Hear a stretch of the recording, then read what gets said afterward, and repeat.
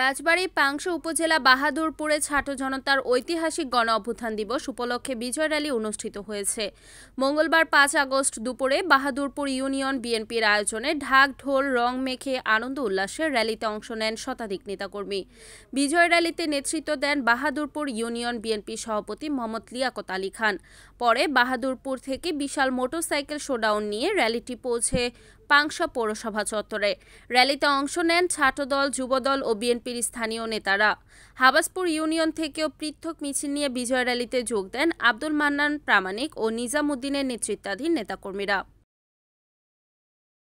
Report Mohammad Hamza Sheikh, এনএএন TV, Rajbari.